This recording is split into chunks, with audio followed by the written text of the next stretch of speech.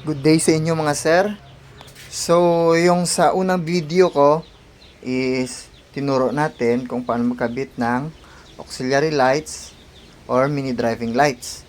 So, ngayon, in-install ko na dito sa TFX, Yamaha TFX 150. So, ito yung itsura niya guys, oh. Ang ganda. Ang ganda niya. Yung bracket is pinagawa din namin. Yon, dito lang siya nakalagay sa may mga TFX dyan. Tapos, yan na. Ano dito, nag-split dito. Yon. Tapos, yung wire niya is napakalinis. Dito dumaan. Dito siya dumaan. Yon, hanggang doon sa ilalim. Hindi na natin to kinuha. Gumamit lang tayo ng alambre para maitusok para maisot-sot yung wire dito. Yon. Ayun yung ballast niya. Ayun. Yung sa kabila, andun din. Tapos dito na tayo nag-connect ng wires ng switch. Yung switch natin. Yung pagkakabit, oh. Yan, tingnan nyo. Malinis yan. Dito din dumaan. Ito. Ito siya. Sa hazard ito. I-fix na lang natin yan mamaya.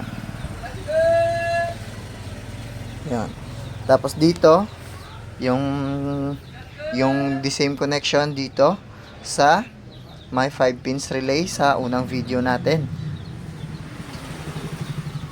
Ilalagay ko na yung link sa description para masundan yung pagkabit nito. Tapos, naglagay lang tayo ng fuse dito at kumuha tayo ng power sa ACC. Yung ACC is yung pag-on mo ng ignition, or doon kayo kumuha sa ignition, pwede din. Pag-on mo ng ignition is tsaka siya aandar.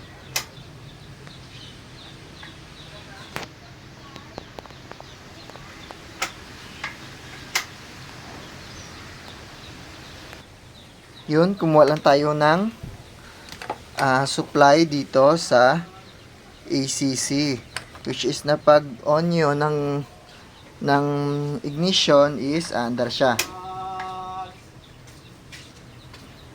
Yun, sabay sa dyan. Tapos yung switch nya, yan o guys, oh. Yun.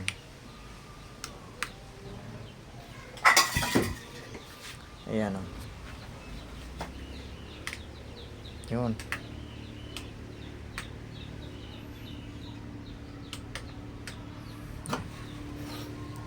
At pagpatay nyo ng ignition ay papatay din siya. Yun. Pakinggan nyo guys. Yun. Sasabayan.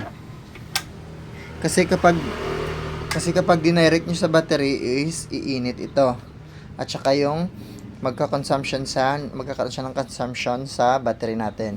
Kaya dito nyo siya ilagay maghanap kayo ng wire na pag on nyo is nagkakaroon ng power. Yun. Thank you guys.